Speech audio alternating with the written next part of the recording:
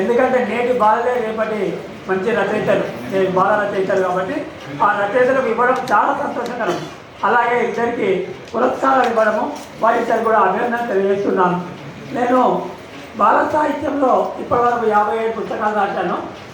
కాబట్టి వీళ్ళందరికీ విద్యార్థులు కూడా నిర్వహణ పోటీ పెడుతున్నాను, పురస్కారాలు ఇస్తున్నాను అందరికీ. కాబట్టి మీ అందరూ కూడా ఇక్కడ గుర్తించి అనిపించినందుకు సంతోషిస్తూ ముగిస్తున్నాను సార్. వెంగడ వెంకటేశ్వర్లకు సత్కారం జరుగుతుంది. తర్వాత సిద్దిపేటకు చెందినటువంటి మరో మిత్రుడు వర్కోల్ లక్ష్మయ్య గారిని వేదిక మీదకి రావాల్సిందిగా కోరుతున్నాము.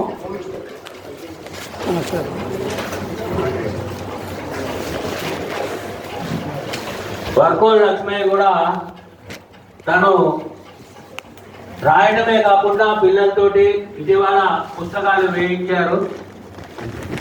మంచి పద్యం పాడటంలో మంచి దిట్ట. ఒక పద్యం చిన్నది పాడి మీ స్పందన చేయండి.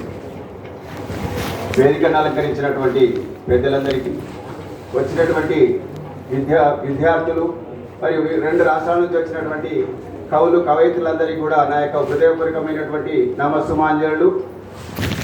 శారద నీరదేందు ఘనసార పటీర మరాల మల్లికాహార తుషార పేన రజతాచల కాశపనీష కుంద మందార సుధాపయోధి సితామర సామర వాహిని శుభాకారత నొప్పు నిన్ను మదిగానక నిన్నడు కల్గు భారతి.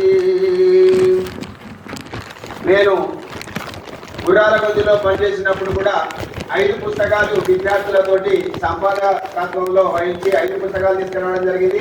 ఆ తర్వాత జెడ్పీహెచ్ఎస్ బక్రీ చెప్పాలకు బదిలీపై వచ్చిన తర్వాత కూడా 30 మంది విద్యార్థులతోటి బక్రీ చెప్పాల బాదుషాలు అనేటువంటి పుస్తకాన్ని కూడా తీసుకురావడం జరిగింది. అందులో మా పాఠశాల అమ్మాయి జప్పుల లోహిత ఈ 2 రాష్ట్రాలకు కలిసి ప్రథమ బహుమతి తెచ్చుకోవడం చాలా సంతోషంగా ఉన్నది.